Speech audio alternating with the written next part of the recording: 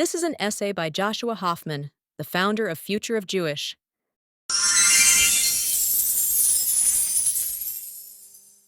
Jewish history is filled with remarkable rabbis who shaped the moral, intellectual, and spiritual core of the Jewish people. They argued, debated, interpreted, and guided, oftentimes fiercely, but always within a framework rooted in Torah, tradition, and communal responsibility. Rabbi Akiva, one of the greatest sages of the Talmud, taught that love your neighbor as yourself is the fundamental principle of the Torah. He emphasized humility, patience, and the lifelong pursuit of learning, famously beginning his own Torah study at age 40 and showing that spiritual growth is always possible. Hillel the Elder, known for his gentleness and moral clarity, distilled Judaism into the phrase, "What is hateful to you, do not do to your fellow." He believed that kindness and compassion were prerequisites for understanding Torah, and that character mattered as much as intellect. Rabbi Yochanan ben Zakkai, living during the destruction of the Second Temple, demonstrated visionary leadership by refocusing Judaism on study, prayer, and community rather than sacrifice. His wisdom preserved and transformed Judaism at its most fragile moment. Rabbi Yehuda Hanassi, redactor of the Mishnah, embodied the belief that Torah must be made accessible. By organizing oral law into a structured text, he ensured that future generations could learn, debate, and deepen Jewish life. Rabbi Saadia Gaon, a foundational medieval thinker, argued that Jewish tradition and rational inquiry were not enemies but partners. His writings linked faith with reason and showed that Judaism could engage with the intellectual world without losing its identity. Rabbi Samson Raphael Hirsch, the father of modern Orthodox thought in the West, argued for the harmony of Torah with ethical engagement in the broader world. He offered a path of faith that embraced modernity without surrendering tradition. That is why today, when political polarization is tearing apart societies and pitting neighbor against neighbor, it is more important than ever to insist on a simple principle. Rabbis should stay away from talking about politics. This argument isn't about silencing rabbis or stripping them of moral voice. Quite the opposite.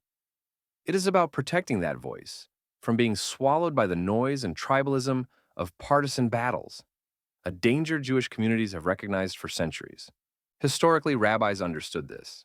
In medieval Europe, political entanglement often meant danger for Jewish communities, as rulers used rabbinic involvement as a pretext for taxation, punishment, or collective blame. Even in more stable societies, the moment a rabbi aligned with a faction, that faction shaped communal life and tore it apart. 19th century European rabbis, who tied themselves to emerging political movements, whether socialist, nationalist, or liberal, often split congregations along ideological lines, creating fractures that lasted generations. In America, too, 20th century rabbis, who blended Judaism with partisan activism, sometimes found that they had lost their ability to speak to segments of their own synagogues. This is not a new problem. It is a repeated warning from history. When rabbis insert themselves into political conversations and arguments, politics eventually steps into Judaism. The authority of a rabbi comes from spiritual credibility, not political alignment. A rabbi's job is to teach Torah, help people grow, counsel families, guide communities, and illuminate moral principles, not to endorse candidates or become proxies for political tribes. When rabbis publicly take sides, their words create division within Jewish communities and the greater Jewish world. Jewish law is supposed to speak to all Jews, not only to those who vote a certain way. Judaism is older than every modern ideology. To reduce eternal values to talking points is to cheapen them. Politics, after all, thrives on simplification. Slogans, enemies, heroes, villains. Torah thrives on nuance, complexity, and humility. A rabbi's role is to elevate thinking, to complicate the overly simple story, to widen people's moral imagination. Politics does the opposite.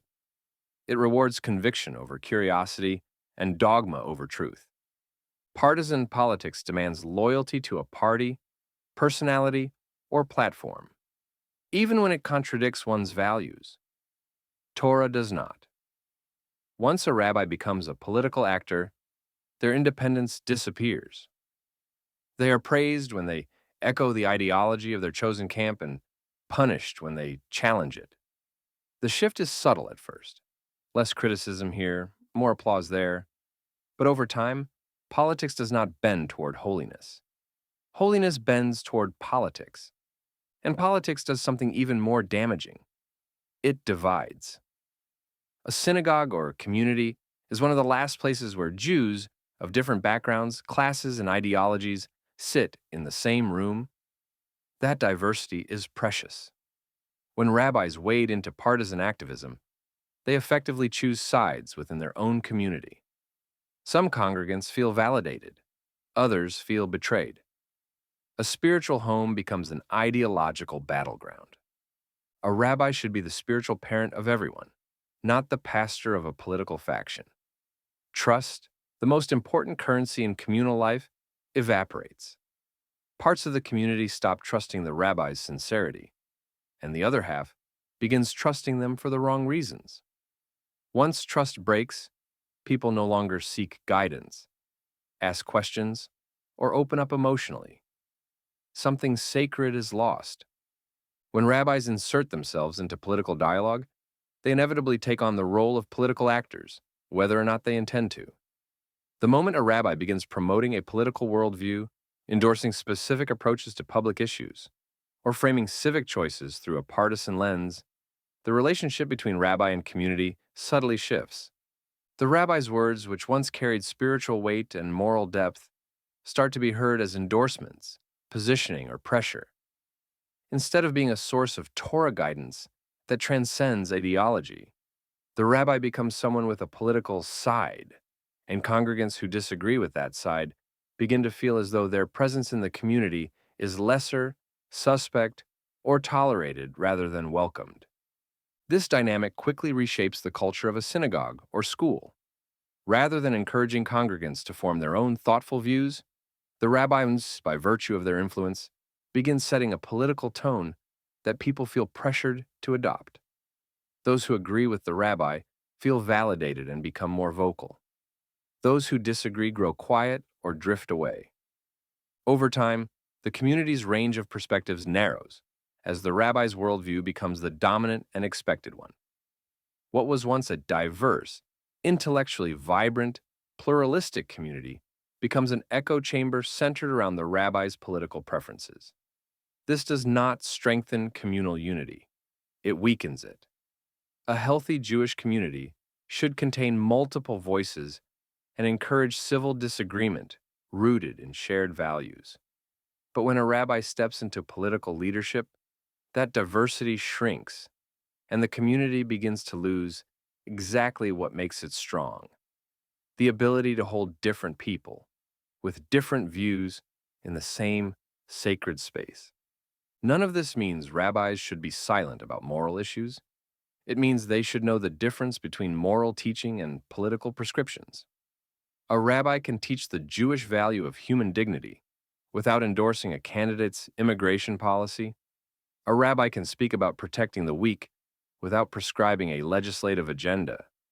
A rabbi can affirm Jewish peoplehood and the moral necessity of Jewish self-defense without promoting a specific Israeli political party or policy. Speaking about Israel is essential.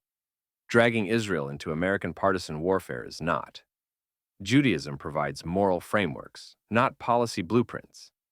A rabbi's responsibility is to shape character, conscience, and community, not to act as a pundit. There's also a profound educational argument for rabbinic restraint. Torah study trains Jews to ask hard questions, challenge assumptions, and embrace disagreement as a path to deeper understanding. Political ideology punishes those exact qualities.